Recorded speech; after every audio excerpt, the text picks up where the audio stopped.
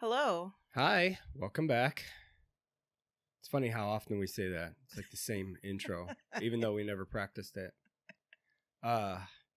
Episode 45. As 45. promised, we almost didn't follow through on the promise. We forgot. Thankfully, Sorry. you remembered while you were setting up. Yeah, I know. It's like, oh crap. We told them we would do this. And both of those people that are listening would be upset. Because we promised them something and I'm fighting through a cold. So, please forgive me. My throat's scratchy. I'm going to drink some tea in front of everybody. So I want to say thank you, by the way, for setting all this up, editing not really editing, but Yeah, I'm editing sorry. a It's little bit. putting... Sure, you're welcome.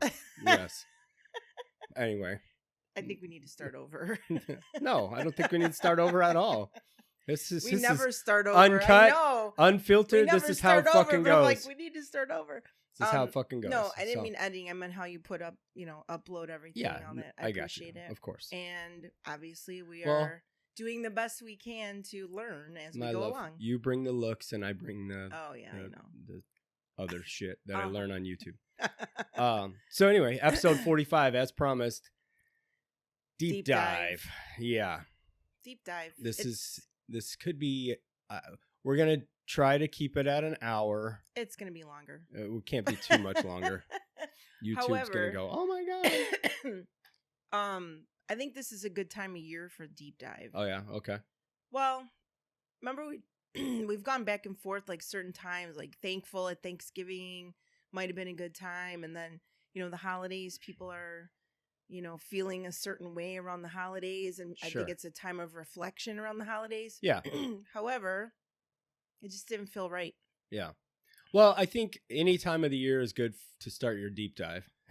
True. But you're no time like the present. And you're right? Indoors. It's shitty weather, rainy, cold, crappy.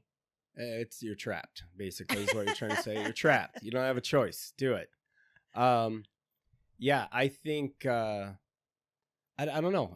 So what exactly is the deep dive? We've talked about it in almost every episode. I'm pretty sure we've said, well, you need to do the deep dive. Yeah. And people are probably like, okay, you're getting to the deep dive sometime soon. It's 45 episodes in now.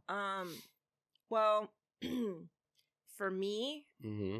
obviously, the deep dive was after the end of my first marriage. Well, the marriage wasn't over yet, but we were separated.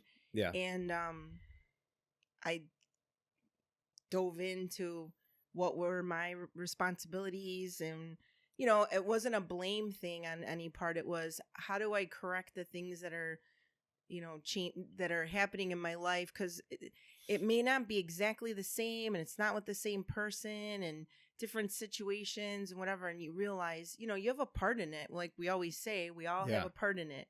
I wanted to find out what my part was, so that's where the deep dive came. It's a healing process. 100%. Right? 100%. Because it's forcing you to deal with shit that you just keep crushing and putting down and stepping on it and drinking it away and gambling it away and whatever, and all the different addictions that you have to distract yourself from actually dealing with what's happening here. Right. Well, so after you go through the deep dive, you're pretty much just healed and you're good to go, right? No. Oh. Absolutely not. You're what's the point? So you're here. So let's say you're here like before the deep dive, and now after the deep dive, you're here, right? Yeah. So you're in a way better place. Yeah. Way better able to handle things that come your way and whatever. Every so often something pops up, and I believe that will happen for the rest of my life. Yeah. However, I now have the ability to understand it, work through it. And if I don't, and I have some sort of a block, I know how to get the answers that I need that are, excuse me, not distractions, but true answers. Yeah. So this is the thing that I think people forget, and forgive me, therapists forget as well, is the whole idea, from what I understand, I could be wrong, send me an email, flame me, I don't care. Is going to therapy is meant to work through a specific issue. That was what therapy was designed for.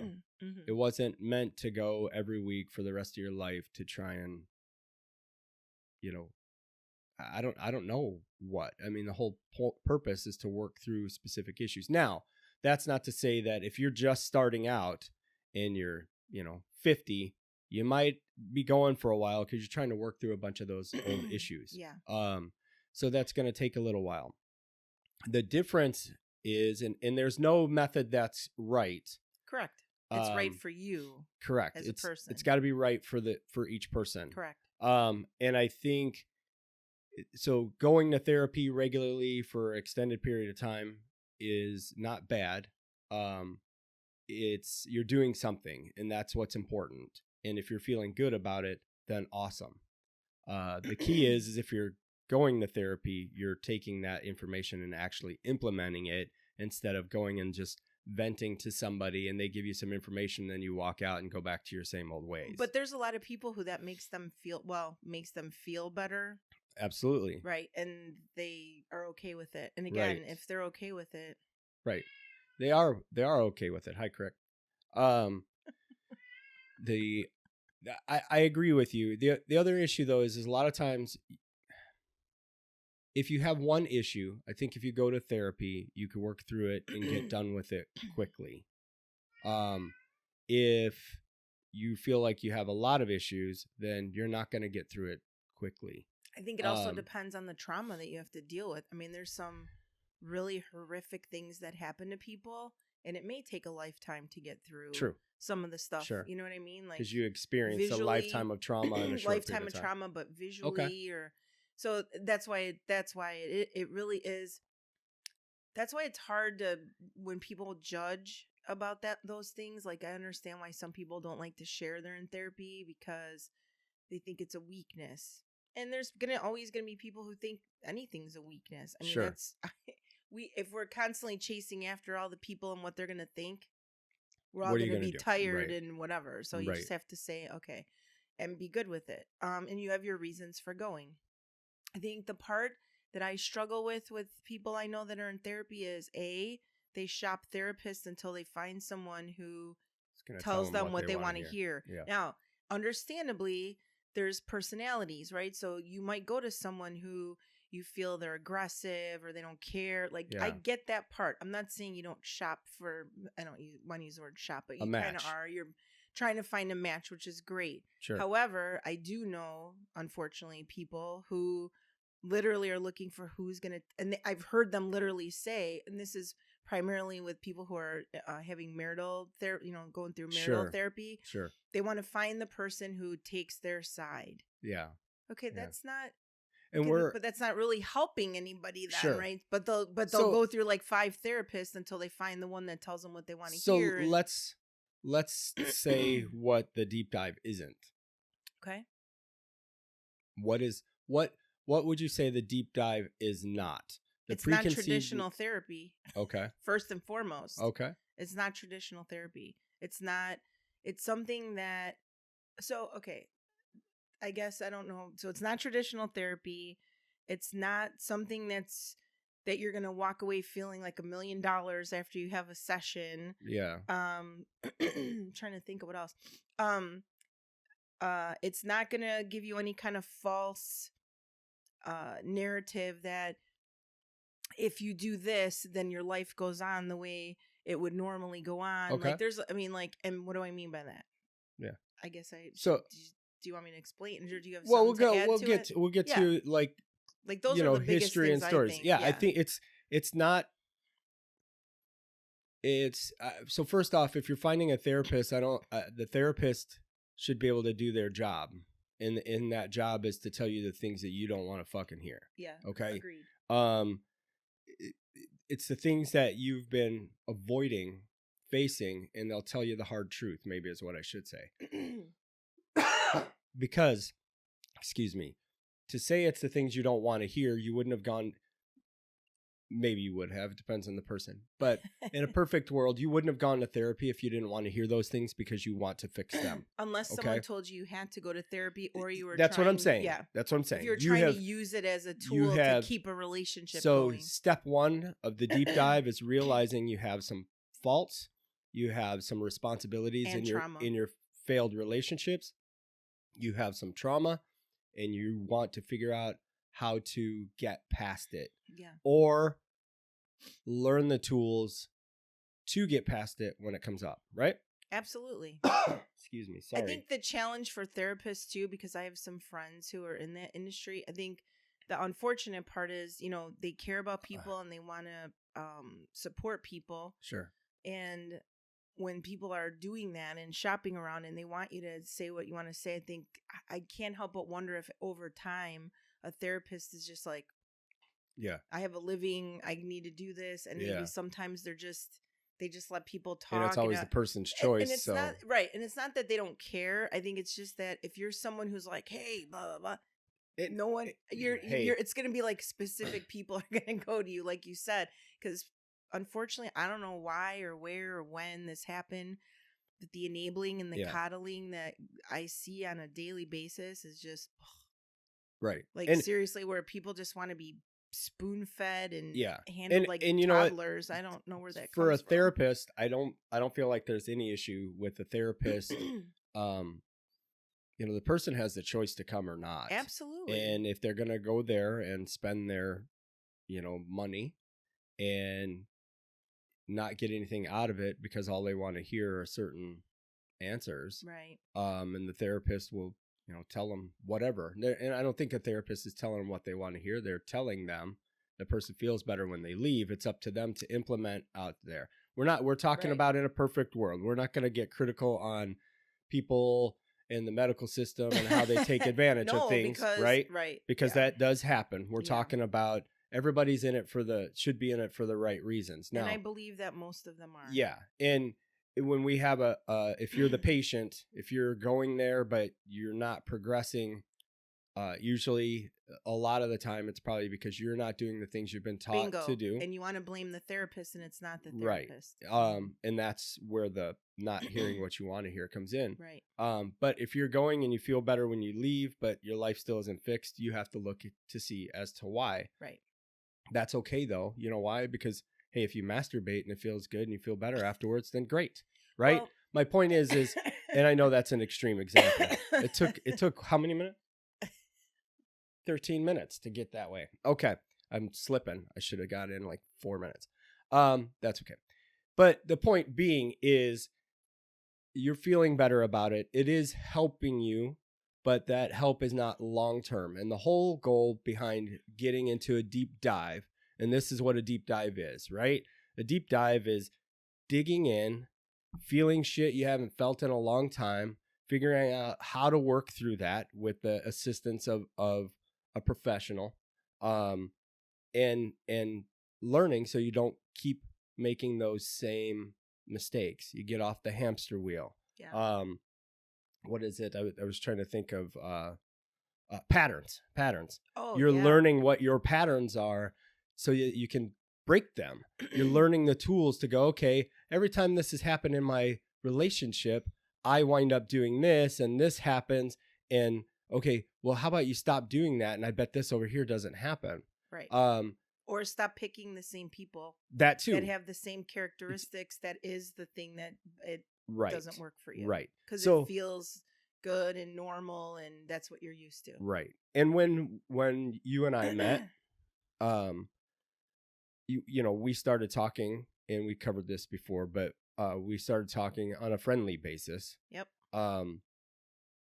And you were sharing a lot of the things that you were learning about yourself and the tools, which was a light switch to me. So I did go see our friend June at the Gathering Lighthouse in Lombard, Illinois. She's amazing. June Cordum. She's not a licensed therapist, nope. But she's a very knowledgeable, I'm going to call her a life coach. Essentially, she can teach you the cool tools. She could teach you the tools on how to recognize what you're doing and where it's coming from, and then how to deal with it. So I saw her a couple times. I didn't see her nowhere near as many times as you had. However, I was learning a lot of it through you after you having seen her. So you were going through it. This was in end of 2015, beginning of 2016. It sure was. Okay. Oh, God, it was so long. It was 10 years ago. It was 10 years ago. Congratulations. Almost. Not quite. But holy shit. So what was that like? What was it to you? Excuse me. Going to see June? Yeah, the deep dive. What was it? So yeah. I pretty much most of my life have been a happy person, helpful person, friendly person. Like I'm the kid that would run in the room and be like, "Hey, everybody, you want to play?" And I still do that to this day, pretty much. But a lot of times it wasn't reciprocated. Yeah. Excuse me. I know you don't want to drink my tea. That's fine. I was reciprocated. It wasn't reciprocated, not by kids, whatever. But we're Gen Xers. We grew up in a certain generation, right, where our parents are boomers. They don't rock the boat. They go along with what they're told. Don't ask questions. I do as I say, all that kind of stuff. And kids are meant to be seen and not heard. Plus, in all fairness, so my mom and dad got together very young under, I'm going to say traumatic circumstances. Sure. My dad was her savior, I guess you would say at that time, but they were, my mom had me when she was 19 and my dad was 21, 20, whatever. And that's young to have kids, in my opinion. Even back then, I think it was a little more normal, but I mean, so they did the best they could. However, they had their own shit. My mom had tons of trauma in her childhood, losing her mom when she was a kid and all. I mean, my mom has had a very traumatic life in her past, and my dad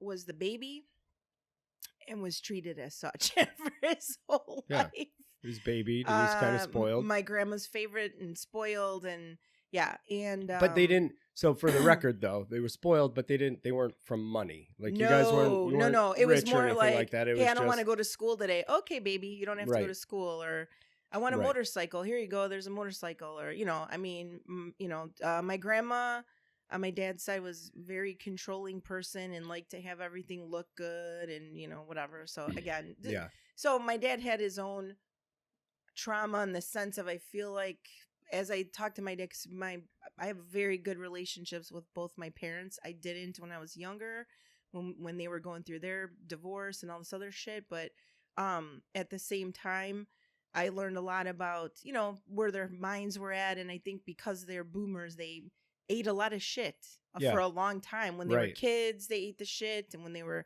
and then just the trauma. I mean, it's just so much shit I watched them. So honestly, I used to be upset with them that they didn't treat me the way I wanted to be treated when I was growing up.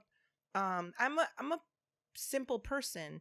I think what are the simple things? You want to be loved and you want to be taken care of. Right. Protected. Not protected. You want to be loved. You want to be protected. You want to you want to feel like you could be yourself, and they love you for that, and no one's trying to change you or talk shit or safety.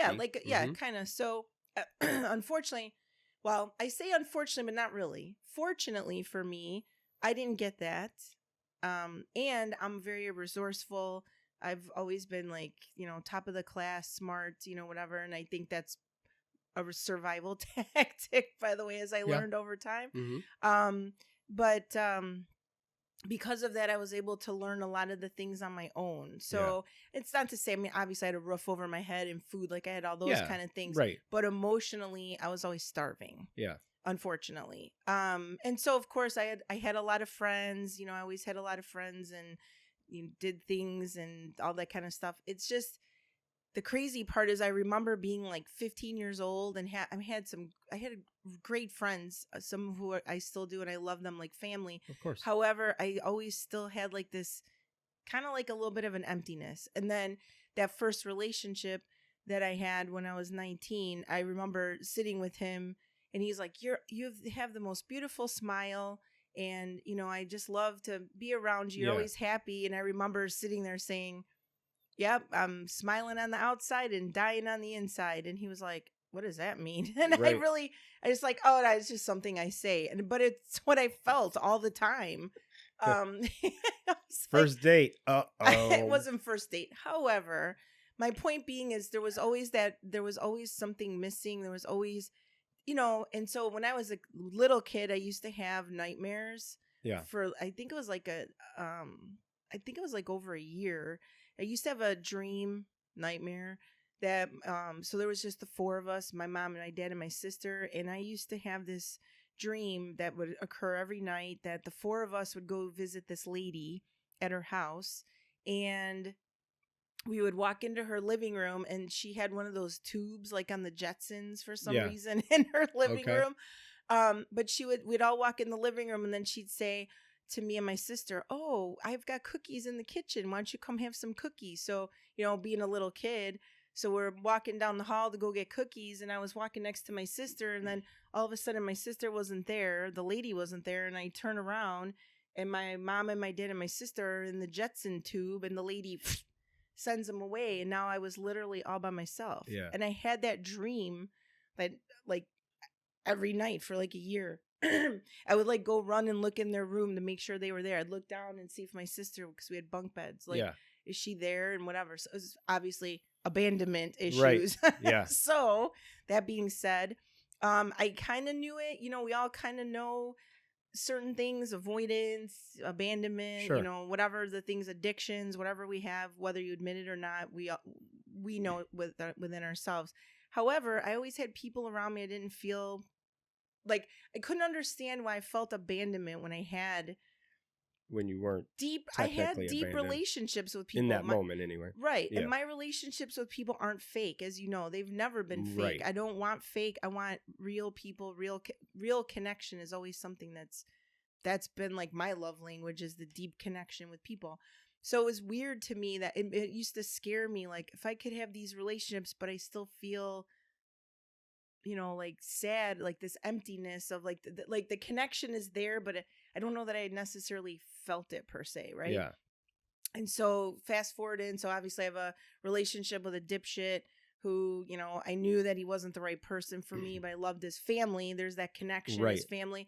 Right. And I, you know, loved them like they were my own, because my family didn't treat me well, but they treated me like I was the greatest sister in the world. And I, you know, did that whole thing in my 20s into Right. my 30s.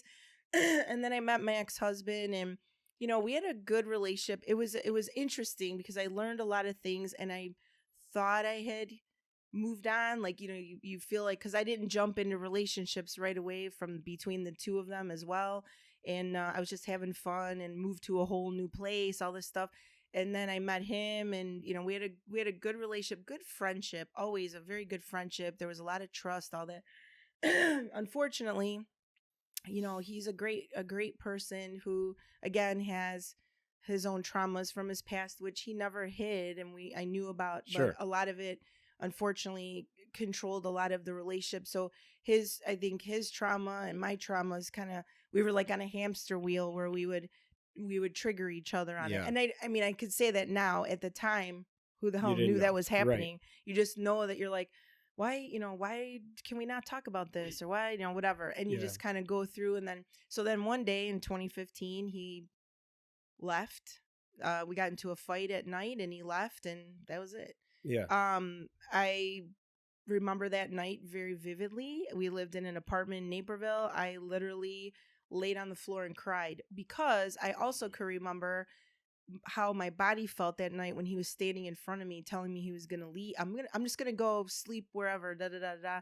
And I remember like the panic. I had panic, and I was standing in front of him and don't go. And I can still remember like, holy crap. Like, I can't believe that Right. my physical the abandonment was like, whoo, all the way at the highest level. And it was like, damn, what am I supposed to do with this? And he was like my best friend at the time, and my best friend was leaving. So it's not like I could call him and go, hey, he just left, you know? Right. So I remember laying on the floor and crying for hours, and why is this happening? And, you know, the usual stuff. However, I then started looking up. I remember sitting there on the couch looking up books on abandonment. I need to read about this. I need to learn more. So I found this book on abandonment. I got it. That was my first Kindle book, by the way, because I love physical books. Okay. But I laid on the couch and read like straight through. And it was, I mean, we're talking like a couple hundred pages. Yeah. And as I read through, I was like, oh my God, like this book, because there's a zillion books out there, but I don't know why I was drawn to this specific book. Yeah. And there was something in there called abandonment recovery that I was reading about. And I was like, what the hell is this? This is a thing? So, you know, I tried to find, there was a link in there. It was a broken link, whatever. And a year earlier, I had met June from the Gathering Lighthouse because I went to support a friend who did a presentation, you know, for a bunch of doctors there. So I had met her, and she had told me, you know, she's a medium, but they also do other, you know, kind of things where they help people enhance their lives, all this. Again, not therapy. I wouldn't even call her a life coach. I mean, there's really no name for her. Some of the stuff is holistic. It is very healing, much. That kind of thing. And I'm kind of sometimes like, yeah, you know, whatever. Yeah. However, I was like, okay, this is a whole new thing for me. So I messaged her on Facebook and said, hi, I don't know if you remember me. I met because I was still following them on Facebook, and I said, you know, I don't know if you remember me. I was there with so-and-so. And I was wondering if you know anything about abandonment recovery, if you can, you know, point me in a direction, whatever. So she replied and said, I'm actually someone that could potentially help you with this. Why don't you come by the center on Tuesday? I'll do an hour with you, you know, for like a free consultation. I'll give you an hour, blah, blah, blah, blah, blah. So I'm like, perfect.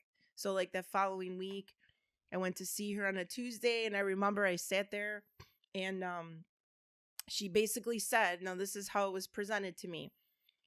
She said, this is something, now she didn't call it deep dive. She just, I don't even remember what she just said. Deep dive this is something we came up with, because it's like, this is what it is. So she basically said, what's going to happen is if you put the work in to do this stuff, all your relationships in your life are going to change. Your relationship with your family, with your friends, with your coworkers, and even with yourself. Yeah. Some of them will not like this and go away. Some of them will be curious and want to know more. You know, some of them will be enhanced, and you'll be closer, you know, but ultimately you'll know more about who you are and yourself and who you want around you and all this other stuff. So I was like intrigued, of course. She said, most people that come in here, I talk to them, they come in here, and then after this first session of, because a couple things, you know, you talk about a couple things that might, it's almost like touching the stove, and you're like, oh, nope, I'm not going to do that. And she said, some people never come back because especially when you realize relationships are going to change. Yeah. Well, for me, I needed a fucking change. Right. Because I already knew I'm not out at that point in time. I was 45 years old. So I'm like, okay, so I'm 45 years old. My husband just left me. I'm probably getting divorced. You know, I didn't see that happening or coming. You know, I was with dipshit before. Like, what am I, you know, what the hell? Am I bad at picking people? Like, what's going on? Like, because I knew that part of it was me. You can't always blame, as we always say, it's not always one person's fault. Correct. So I sat down with her. We sat in there, and she just looked at me and asked me certain things about like how I felt. And I remember I go, well, I think I feel like that. And I always prided myself on someone. I wear my heart on my sleeve. Mm-hmm. Everybody knows how I feel. It shows on my face. And it was like, yeah, no. The reality was I was not feeling anything. And I didn't know that. Like I thought that I was. That's what it was. It was all up here. Like everything. I was not allowing any feelings. Everything was filtered through my brain, which happens when you're obviously in survival mode, and you're, you know, like I was. Yeah, you're protecting yourself. Yes. Yeah. And so it was kind of funny. So she would say, you know, ask me the question. I'd be like, well, I thought, and she's like, stop saying thought. What do you feel? I'm like, well, that's what I said. I thought I felt. No, I literally couldn't come up with, I feel like this. It just wasn't. So I looked at her and I'm like, wow, I didn't realize. Right. Yeah. So she said, okay, well, when we were done, she said, what do you want to do? I go, Let's jump in. And she's like, okay, well, this is all about you. How often did you want to come by? She goes, honestly, once a week. You know what? She goes, you want to come more? She goes, I think you'd be good at once. I started going once a week. So every Tuesday at 4:00 was my time with June. Mm-hmm. And the funny part is I remember that first time I went to see her, like legit after that. And honestly, was I scared of losing any relationships? I kind of was. Yeah. However, I also knew that if I didn't do this, like you said earlier, it was the patterns were going to keep going. Right. That I didn't want to lose anybody. And at the same time, like she explained, some of the people you're going to lose are people who want to keep you right where you are because they benefit from you being there. Yeah. Yeah. You know, or for whatever reason. Yeah. Right. Or that's how they see you and they right. don't want that to change. Right. But there was also because maybe they felt like they were here and you were here. Now, if you are more emotionally intelligent, now you're here and there. So now they have to deal with, rise you know, above them potentially. Kind of, which I don't ever feel that way. However, some people do. Yeah, of course.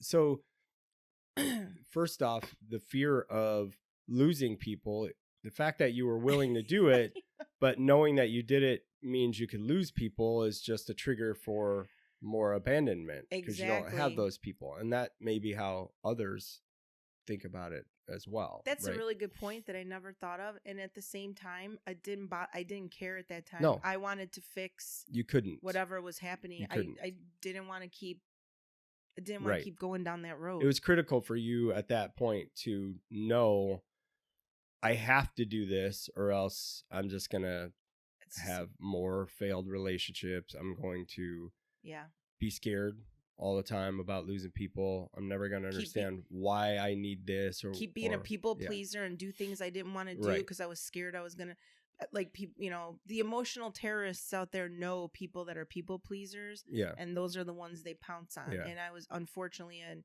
easy target for emotional terrorists, unfortunately, at that time.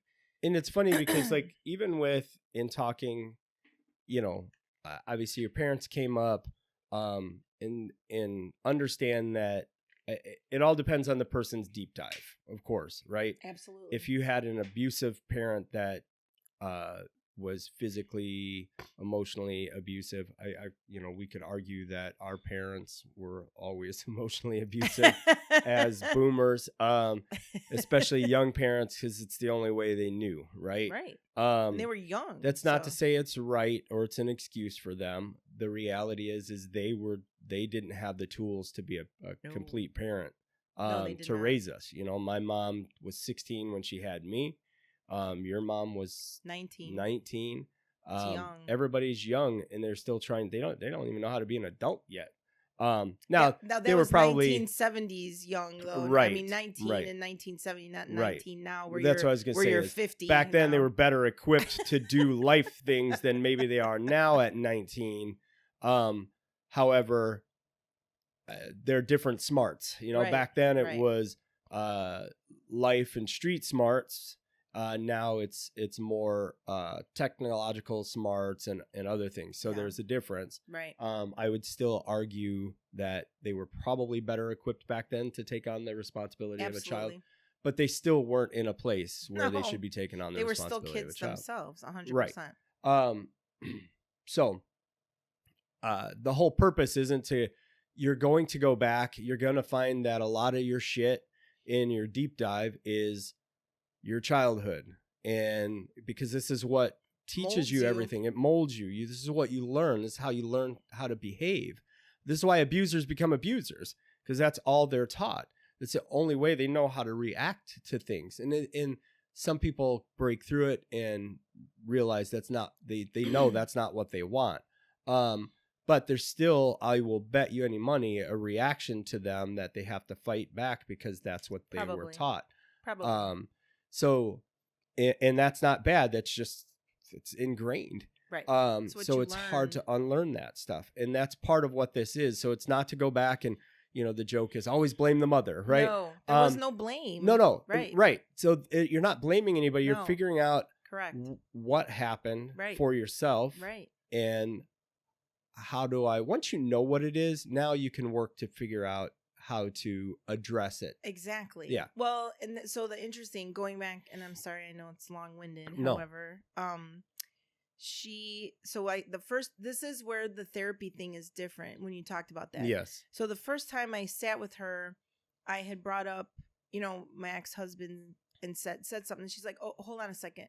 And she opens the door. So I'm in this chair. She's in this chair next to the door. She opens the door and she goes, "Hold on, we're going to take him out and put him out in the hallway." Right. And I was like, "What?" Yeah. And then she didn't say it. She just said, "We're going to put him out in the hallway." And then she closes the door. She goes, "Okay, continue." So then I started talking and then I brought up his name. She goes, "Oh, how did he get back in here?" And she picks him up and she, picks him up and puts him back out in the hallway. Virtually, right. So I'm just looking at her and then not I didn't actually say, there, right? obviously. And I didn't say anything. And I'm like, she goes, "This isn't about him. This is about you. It's you. No one else is in this room." And it was like, fuck, she's like literally making me do this all by myself. Yep. And so anytime, and the only reason I say that, and again, it's not a slam at therapy.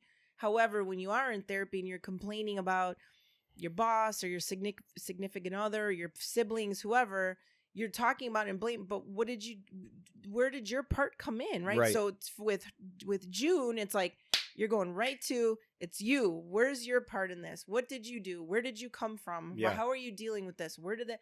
So I just sat there, and there's times where she just would smile, just sit there and smile. And I was like, I didn't even know like what to say sometimes, because this is what you're thinking. Like, you want to talk about, and you could, however, it was geared back towards what was your participation in it. Yes. Right. And then she taught me like certain words, right? The shaming words, like when someone tells you you're supposed to do it this way. Well, when you hear "supposed to," in our brains, we're being shamed, right? Like, oh, so you're saying this is wrong. Like, and whether you're thinking about it or not, subconsciously, you're like, now you're mad at that person for thinking you can't. Oh, so you're saying I can't do it. How many times have we heard people say, "So what do you think, I'm stupid? Did I call you stupid? Well, wouldn't I have to be? You just, like that whole argument." Yeah. So it was amazing. She gave me the list of words that to this day that, and the whole "nobody can make you do anything." Like that was kind of where I'd be like, "He's making me feel this way." He's making you? How's he making you? And I'd be like, and I would just sit and look at her like, what the fuck? Like, Which is where, when we talk about triggers, that comes from. Right. You unless somebody knows it about you. So if you have a partner or a friend or whatever, sibling, somebody in a relationship with you, if they know your trigger and they intentionally go there, then they are triggering you. Correct. Essentially. They're poking to try and get that trigger to flare up. Okay. How you react still is up to you. So, yes. But if you feel triggered, so there's a lot of times in relationships where the person gets triggered. Yeah. And they're mad at the other person, and the other person didn't do anything. They just went about doing they didn't do that to you. Right. They didn't do anything. Right. They just went about their day. They said something, and now you're pissed off, or you're feeling anxious, or you're feeling some sort of anxiety, panic, whatever it is. It could be any number of things. They're going to leave me. Like your abandonment comes in. Oh my God, they're going to leave me. Because somebody else said that, and that's what happened at that time. Correct. That's your trigger. Yes. They didn't do that to you. They just were talking, or they were just doing something. Right. Or, there's a set of circumstances where this person could be in the kitchen cooking and singing a song, and now all of a sudden you have this trigger and you're emotional about it and you don't fucking know why. That person didn't do that to you. They were just doing their thing. Absolutely. So, you triggered. I'm triggered by you. No, you're not. You're triggered. And that's the key. So I wanted to, no, you're because we talk about it all the time. Right. I think it's important to know that and where that comes from. Nobody can make you do it. Well, they can physically make you do. We're not talking about kidnappers and someone putting a gun physical. to your head. That's like an extreme. We're not going to extremes. Correct. We're talking about everyday regular, Right. no extreme Right. bullshit. So, and I say that because some asshole's going to listen and go, well, they could if they put a gun up at yeah, you know. no. Okay, We shut already up. know that that's possible. Right. Although the reality is, if someone puts a gun to your head and is trying to make you do something, you still have the right choice. to not, and they're going to shoot you. Correct. You Right. just don't want the choice. That's what we Right. keep saying is you Right. don't like that. It's either I'm broke and I can't, I work this job that I absolutely hate and live in this big house that I love, or I have to give up everything I want. Well, when you say I don't have a choice, you do. You're just choosing They're just to not work the best job choices. right. I Right. mean, but that I don't think people comprehend that. They don't realize it's still a choice. Right. And I've used it. So it's interesting because I learned that obviously through you when you told me they can't make you. They're not making you do this. And I'm like, I know, right? It's like a boom. wow. Yeah. And I've used it. I've used it many times. Oh, you're making me upset. I'm making you upset. No, you're getting upset because you don't like the way this is going. Right. And people don't know how to respond to no, that they don't. because They're like, because it's the automatic Yep. blame bullshit and the automatic, I feel like this, or you're making me feel like this.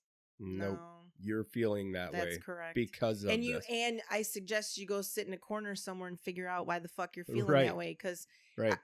I suggest it to everyone because so let's go back to this. So Yeah. I'm sitting in the room with her. I'm trying to understand all this stuff. And so she sits with me and says, like that first time, like, let's get to a point where we start here and we can see progress. So like a mental thing for me. Sure. So in all honesty, as crazy as it sounds, because I am a childlike person, I'm playful. I like to have fun. And I do see people as the children, even though they might be 70 years old. When I look in people's eyes, I feel people's energy. I know who they are, their children, and what they're wanting. Like they want love, they want attention, they want to be left alone, whatever.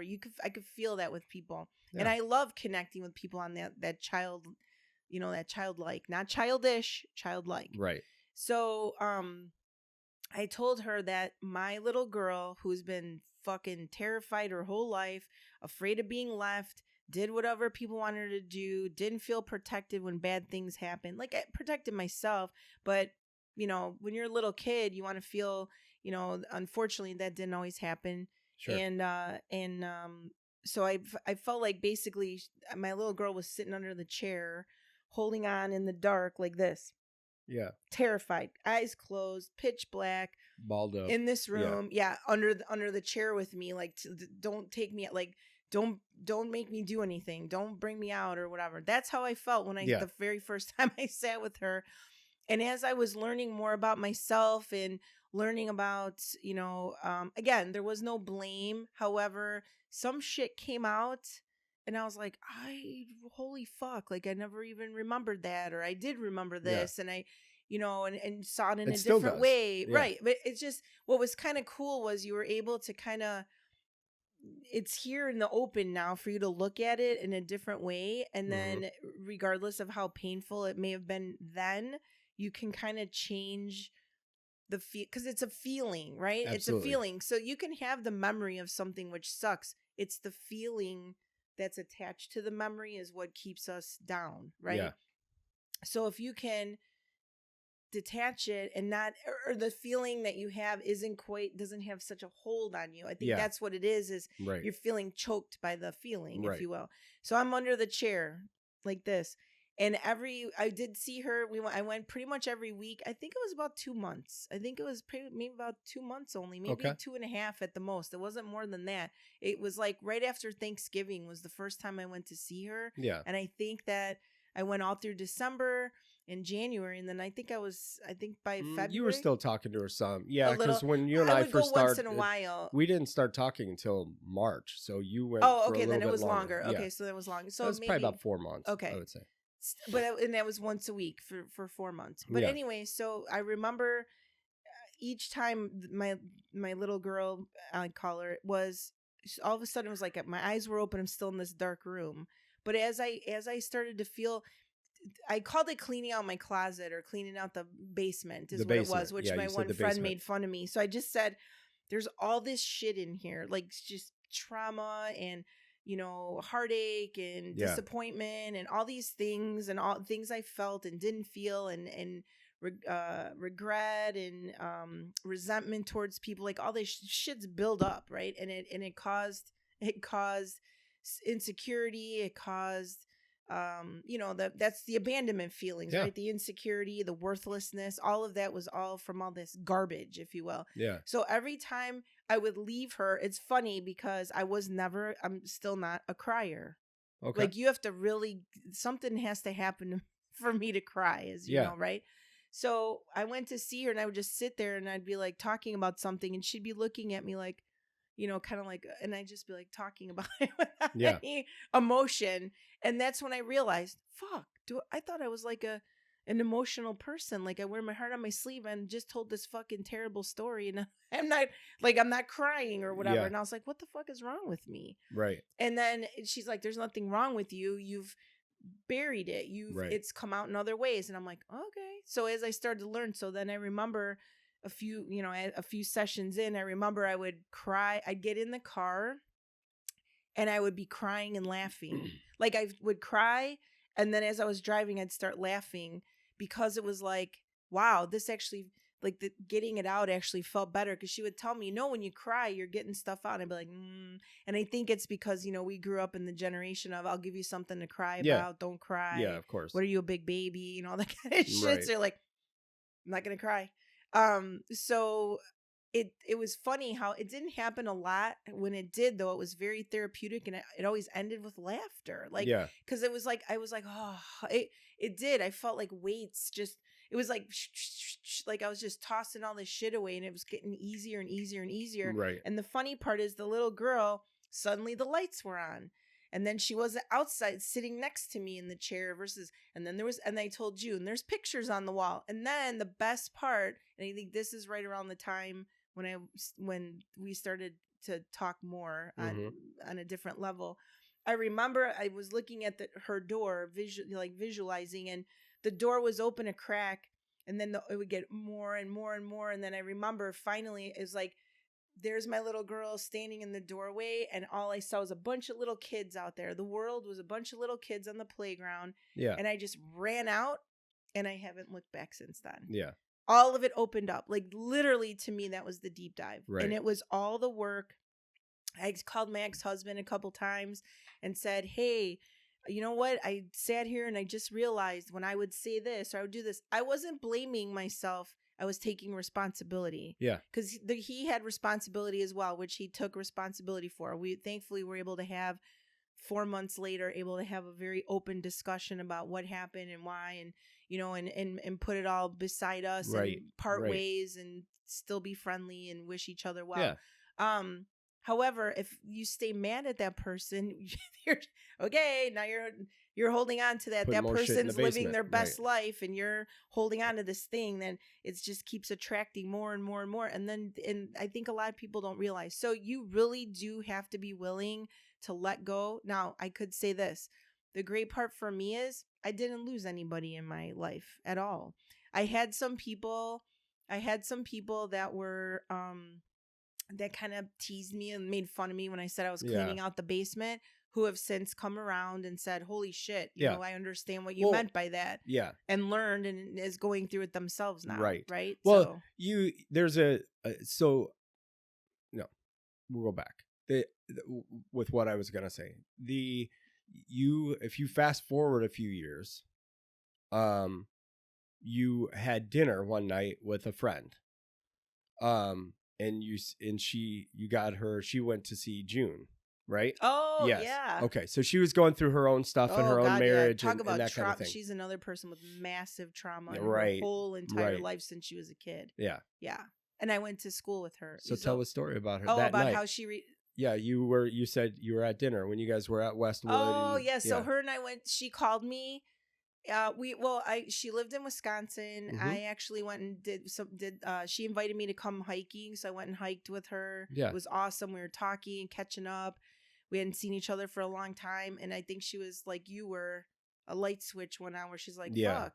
Yeah. And then we, kept talking. And then she had called me. It wasn't right away, but several months, like now she was leaving her her husband of Mhm. 20 something years, and it was a very unhealthy relationship, and she was having issues with her kids because of it. They were, the kids, even as adults, sometimes they don't want to see their family broken up. Yeah. However, what are you teaching your kids by, Right. that's a whole nother Right. story. Yeah. And she was searching for answers and whatever. Yeah. So she called me and said, "Can we meet up?" So we went to talk, and we sat at Westwood. And I remember she was bawling her eyes out, and I was smiling at her because she was ready. She said, "Tell me." She Yeah. wanted June's number and all this other stuff. And I was smiling, but I wasn't smiling because I was happy to see her upset. Yeah. I was happy to see that someone who has had so much trauma since she was a kid was finally ready to heal herself. Yeah. Right. For herself. Right. And be okay with relationships potentially being gone. Yeah. Like, I was really proud of her and happy that that's what she wanted to do. And I remember she looked at me and she goes, "I want to be on that side of the table smiling like you are." You know, she was crying and kind of laughing, but crying and whatever. And I said, "You will. You put in the work and you will be sitting here." Yeah.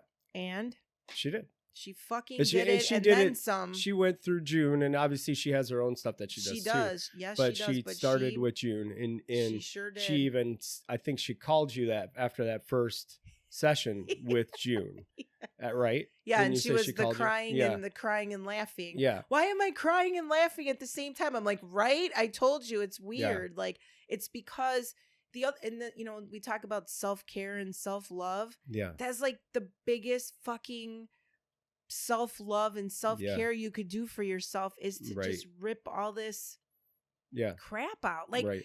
I mean, to be in a relationship with someone that you're chasing after their love or chasing after, or, that they would leave if you stopped cleaning the house, or, they would leave if you stopped paying all the bills. What the fuck are Right. you saying to yourself? Right.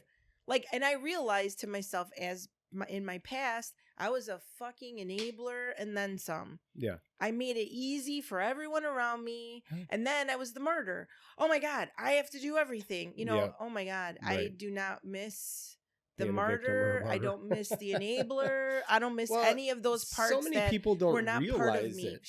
Yeah. So many people, because they feel it. Yes. They feel it. We deal with that, and I'm dealing with that now. We have people. Well, I'm doing everything.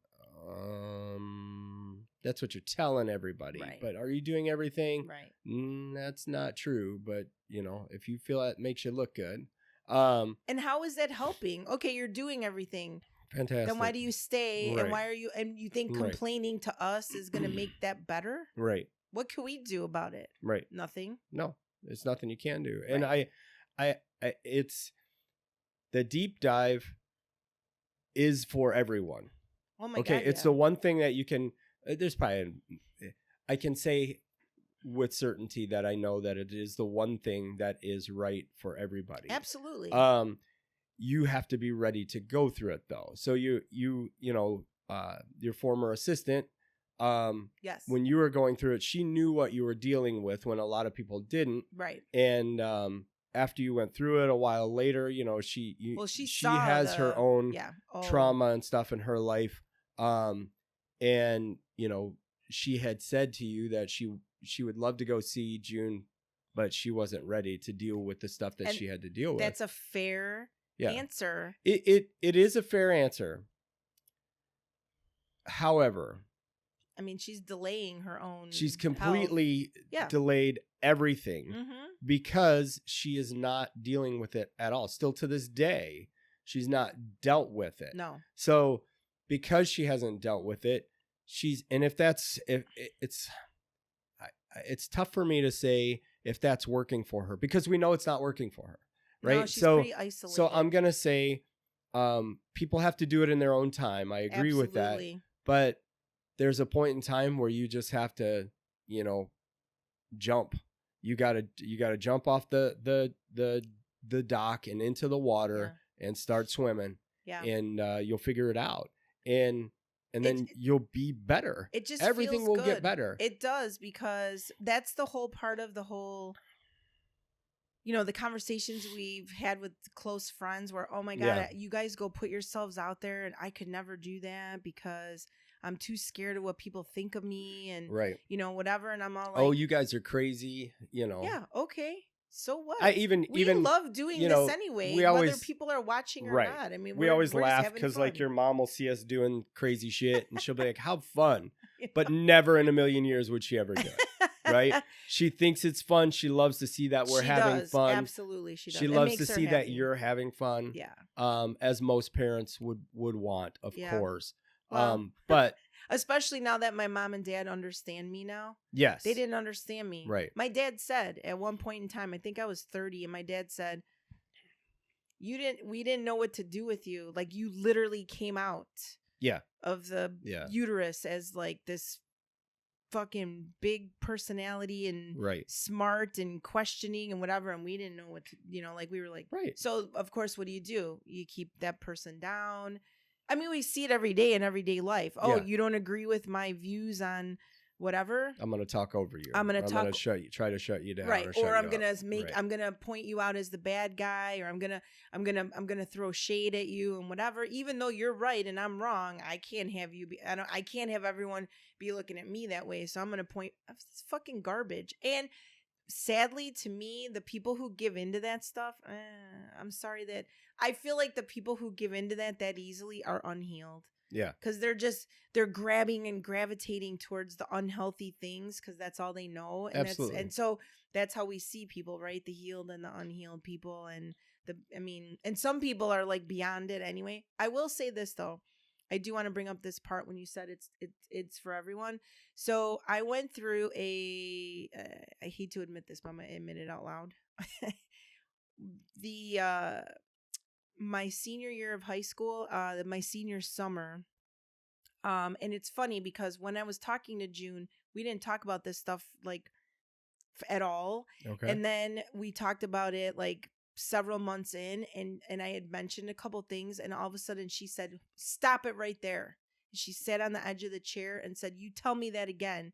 And she was like mad at me. Mhm. And so what had happened was there were several incidences that happened to me my senior year summer. So I was a self-proclaimed virgin. I was definitely one of those that said I was waiting till I got married. Hold on. You were a virgin, not just self-proclaimed. Well, meaning, I'm sorry, not self-proclaimed. I was, but Yeah. what's the word I'm looking for? Like, You were a virgin. I was proud. It's okay. I Yes, was you were proud. proud. I guess Got I'm it. There saying you I was go. not self-proclaimed. Got I was it. Yes. proud. Right. I did not give in to any of that. It wasn't something I wanted to do. Like, Yes. I felt like Right. for me, it was giving parts of my soul away. And no, that wasn't. That's Yeah. just how I thought. You weren't ready for that. Right. I didn't want to, is what Yeah. it was. I didn't want. I don't know. I always felt like that gave someone the upper hand over me, and I just Sure. never. I just looked at it a little differently. Of course. Anyway, so unfortunately that made me a bit of a challenge to a lot of people Yeah. because I was like, I think that's why I meant not self-proclaimed. I wasn't, Yeah. I didn't hide it. Yeah. Right. So when people would ask me, I was like, no, and I'm not interested. I'm Yeah. waiting until I'm married, Right. blah, blah, blah. Right. So I think that became a bit of a challenge. I sadly multiple times my summer of senior year had some very scary things happen. Mhm. Thankfully nothing turned into like massive fruition, like whatever. So to me, I compartmentalized that as, oh my God, I know people who were actually raped Right. or molested. It could have been worse. Right. It was, Yeah. and I could have been, and June just like tongue lashed me for that.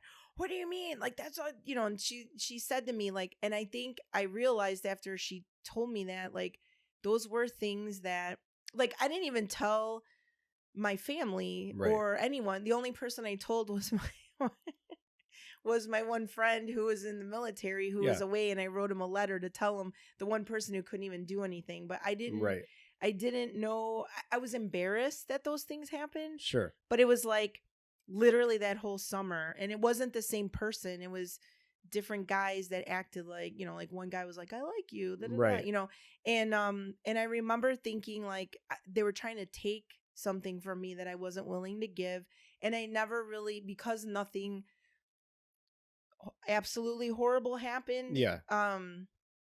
I was I kind of just buried it, I guess. Yeah. I did not So let's to be a little clearer, and we're not I we're mean, not I don't. trying to Yeah. go down that road. No, of course. I'm just saying. At this Even point, that, it's even not that we that couldn't. was something that Some was of those a trauma. things, That's they like, were sexual related, but you were never forced to have full on Right, sex, right. right? Yeah. So, but there were things that well, were I definitely was at one point, but it thankfully didn't happen. yes, right. Like there was a couple times that those things where someone was actually on It top could of have been, me, and I right. had to like literally kick them the fuck Right, off and run right, away. right. But so that's close enough, right? Yeah. However, thank God I'm a fighter. But I kind of just thought, well, nothing happened and other people did, right? Right. So it was one of those. And then I just remember that was like my whole senior summer, right before I went to Sure. college or whatever. And I just remember that being like, ew, what?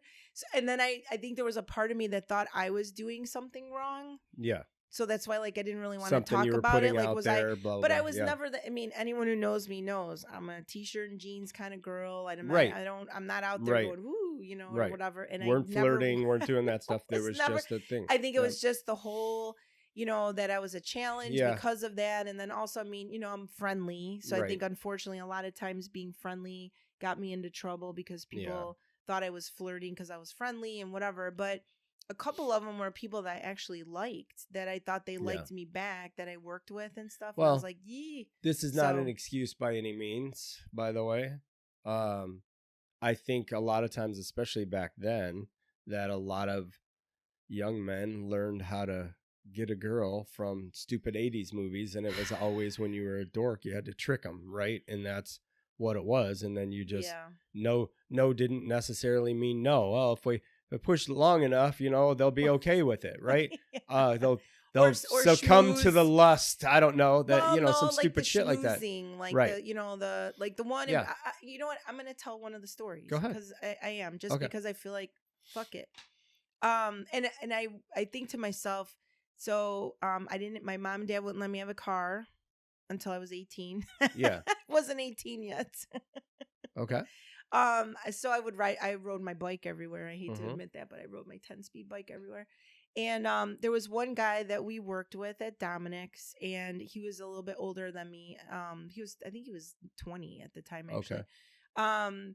But he was, you know, super cute. Everybody liked him, whatever. And I was like, I didn't really pay attention to him, but he kind of started to pursue me, like, hey, you know, you're really beautiful, and da da da da. And I was like, really? Because I was never looking to date or whatever. I was like, wasn't pursuing anyone, right? Right. So he kind of started to pursue me. So of course you're kind of like, oh, like you just said, right? And so he took me out to dinner. We went to dinner, and then we hung out and watched TV at his house. And he was telling me how beautiful I was. And then nothing happened. He gave me a kiss on the cheek and brought me home. And I was like, okay, that was nice. And then I went out another time. We just drove around on Harlem Avenue, which I hate to admit, but we did. And then, so I you know, obviously my guard was down a little because I thought he actually liked me. He would actually, when I'd see him at work, he'd come over and say hello. And then he would, you know, he would call me like when he was leaving work, you know. So it seemed like it was like he wasn't my boyfriend, but it seemed like he actually was interested. So then he calls me and says, hey, my little sister graduated from high school and we're having a graduation party. I would love for you to come and meet my family. Yeah. And I was like, oh, okay. And he lived near my grandma's house, which wasn't far from our house in Chicago. And he's like, do you want me to come and pick you up? I'm like, no, that's okay. I'll come over or whatever. So I told my dad, my mom was at work. I told my dad, hey, I'm going out. I didn't tell him where I was going, nor did he didn't really care at that time. Right. And so I got on the bike and I rode over, and it was probably, you know, it was like 5:00. It wasn't late, you know, whatever. And he said, we're in the basement. Being Italian, that made sense. There's always parties in the basement. There's always in the basement, right. So he's like, just come on in, whatever. So I, you know, rode up and went over, and I went to knock on the door. Door was unlocked or whatever. So I'm like, okay. And then he had a sign. They said parties in the basement or whatever on the door. So I was like, okay, you know, it's weird. I've never been to his house before, whatever. So I'm like, but I didn't hear like any noise. Yeah. And I thought it was kind of strange, but dummy me. I go down into the basement, and I go down the basement, and he closes the door behind me. I'm like, hello? And there was like nobody there. So when I turned around to walk out the door, he closes the door, and he's standing there in leopard skin bikini underwear. That's it. Nothing else. And I was like, what the fuck is going on, right? And he's like, oh, he's like, yeah. He goes, I go, where's the party? He's like, oh, this is the party right here. And I was like, no. And he had a bedroom down there. Yeah. And I remember he just picked me up and threw me on the bed. And I was like, no, this is not going to happen. And he was like, trying to kiss me and all this other stuff. And I was fighting him off or whatever. And thank God, always watching out for me. At one point, I was able to actually get my knee up and just shove him so hard, like into the drawers or whatever. And I just ran the fuck out and got on my bike and just ran. He didn't chase after me. And I rode home and I was like, oh my God. But I went home. I yelled down to my dad in the basement. I'm home. I went up in my bedroom. I was like, what the fuck just happened? And then I wrote to my friend who's in the military, what just happened? Yeah. But I was like, I never told anybody what happened. I never said anything to anybody at work. But then he started talking really badly about me to people, and he was making fun of me, and he was talking stupid and saying, so like with his little friend group, they were all kind of mean to me, but I never said any, like I held that as like my own dirty little secret. Yeah. Even though I didn't do anything wrong. Right. It's like, to me, it's like, you're a fucking rapist in my opinion, but I didn't say that back then.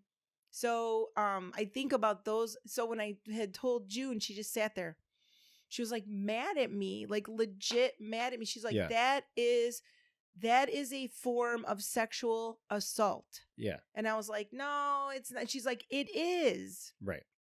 It is. You were forced onto the bed. You had someone on top of you. And I'm like, yeah, but nothing happened. I was able, and she's like, no. Like, she was like, I need you to get this through your head. That, yeah, of course. Because there were others, unfortunately, that there was others. It was worse. There was one that got a little bit worse than that. Thankfully, not on a bed, but I was in an alley and nobody came to save me. And then I was walking home in the dark and oh my God, just whatever. Yes. But I mean, it was, yeah. But those were things that came up that you had to, but well, and I didn't ever bring it up because to me, it's like, I never had feelings about it except for there's other people that had it worse than I did. And I made it out okay. Right. Exactly. And she's like, that is not okay. She said, that is not okay. Yeah. You need to acknowledge what happened. So she wasn't saying, go back and feel bad about it. So this is the thing. She wasn't saying, go back and feel bad about it or go back. What she said was she wanted me to be proud of myself that I was able to get past it. Whatever. And she also wanted me to tell myself it was okay that it happened. Yeah. It wasn't my fault that happened. And that basically I could have told people. Right. And I said, but I didn't think I could tell anybody. Well, no. Yes. Which I'm sure happens probably all the time. Yeah. But I think those are the things those are the traumas, even if it's so. And the reason I say that is thankfully I was able to fight my way off and leave. Right. And nothing happened. However, it was still traumatizing because when you're laying there and someone's on top of you and you're trying to fight, I mean, that's fucking scary. Right. And that's a survival thing, Where is that person today? I've never talked to him again, that. But I heard through the grapevine that he's an Illinois state trooper. Oh, okay. That's not the one I was thinking. No. Okay. I know who you're thinking of. Yeah, and that's okay. We don't need to go down that road. No. The other one, yeah. Okay. It's easily said. The other one was worse. Yeah. And the other one, years later, fell off of a telephone pole and became paraplegic. Yeah. And I said, karma's a bitch. Right. Yeah.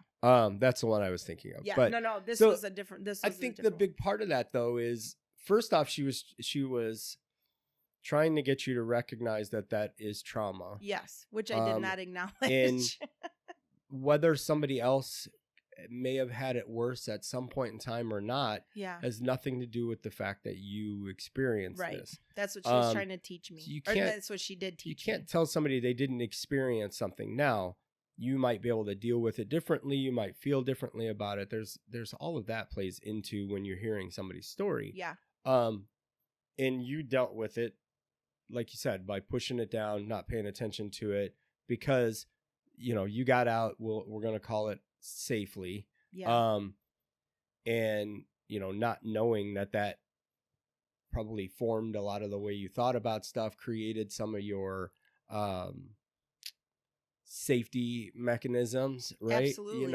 All of those things taught you to be more aware of circumstances. Yeah. And, when people don't see that, this is the other thing you have to think about. If you have friends and they act a certain way and they're hyper aware of stuff, or they're very cautious about certain scenarios and things, you need to, instead of being making fun of them and saying they're paranoid, people used to do that to me.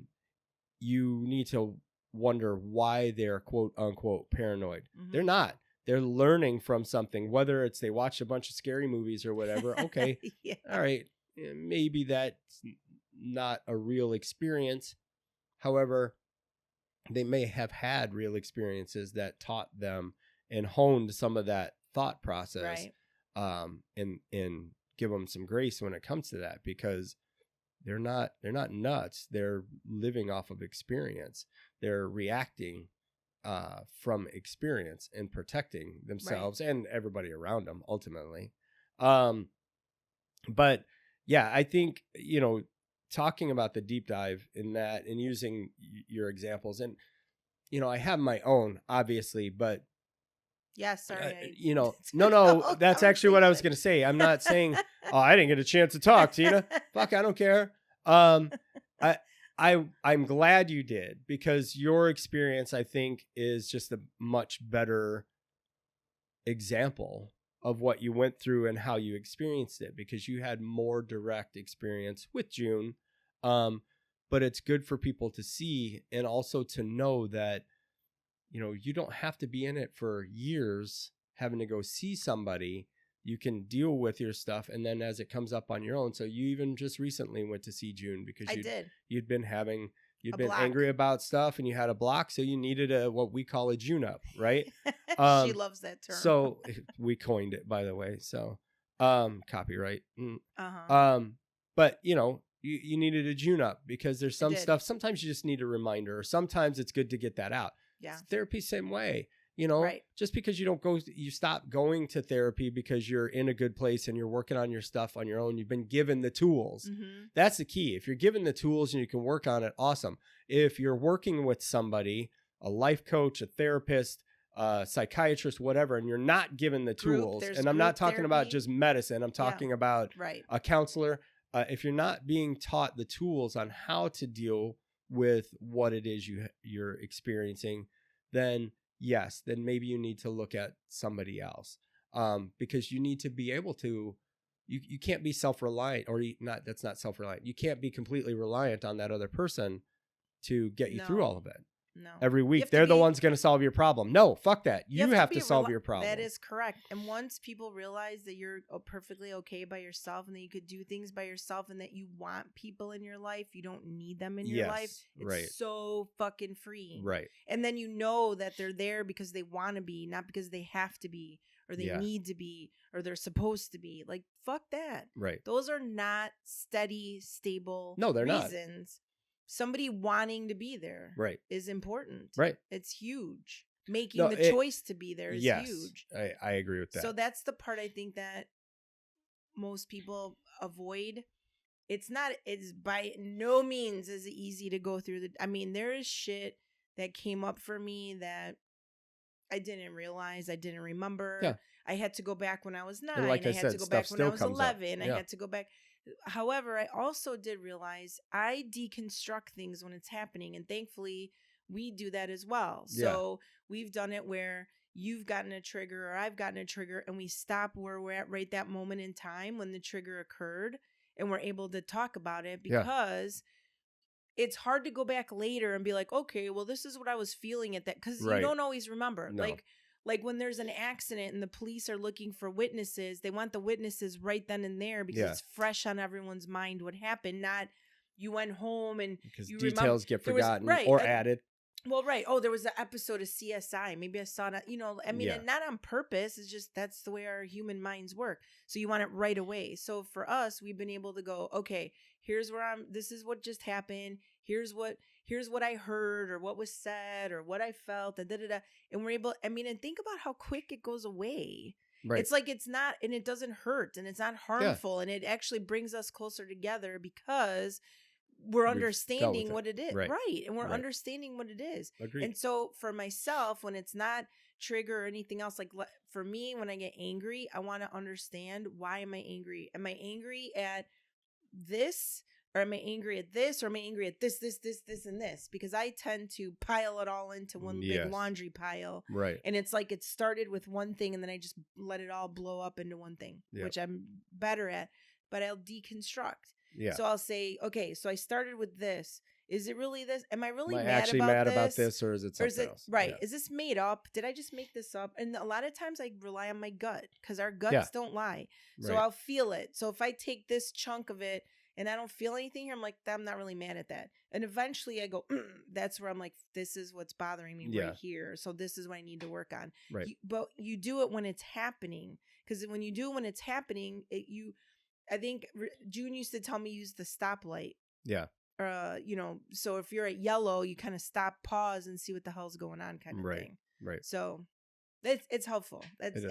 Everyone's gonna have their own, but that was helpful for me, and I still use it. And when I feel myself going into, I'll say to you, I feel like I'm falling back into a pattern, or I'm not falling in the pattern. I see the pattern. Yeah. Now I'm like, fuck, I see that. That's my pattern. I'm not going that way. Right. I already know what happens if I go that way. Nope. Right. So they don't do it. Funny. That's what the deep dive does, though. It is. It does. You're relying on yourself to make the choices that allow you to live a very happy, fulfilled, safe, beautiful life. Yeah. With or without other people in it. Yeah. I agree. That's the best way I can explain it. The two things. One, a light just turned off on us. So anybody that's watching, sorry. It ran out and I didn't plug it in. I figured we were good. So maybe next time it'll stay on the whole time. The other thing is we talked about words like should and that type of stuff. Yes. I think we'll do another episode. It won't be on this one because we don't want it to run to. But yes, we have a whole list of them, and we'll pull that list out and talk about them. They're not ours. We won't take credit for them. No. But they are things that, and if it tells us who it belongs to, we'll give them credit for it. But they're good things to learn. Mm-hmm. It's very interesting as to what the words do and how they affect you and affect other people. Trigger. They're trigger, but they're words. Yep. And this is where the thing words have power come in when people use certain words. Energy and they don't everywhere. They don't even necessarily intend to do it sometimes. Right. That's just what they learned, and that's how they do stuff. Yep.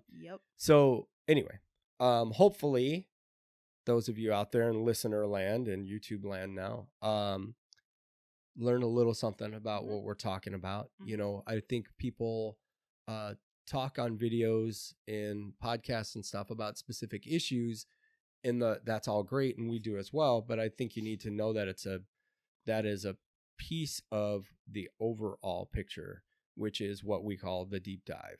And it's amazing. Those are all little issues to deal with, but you have to have an idea of what it is you're going in at and what it entails. And here's the other thing. Once you see it, you can't unsee it. So I mean, watch Everyday Life.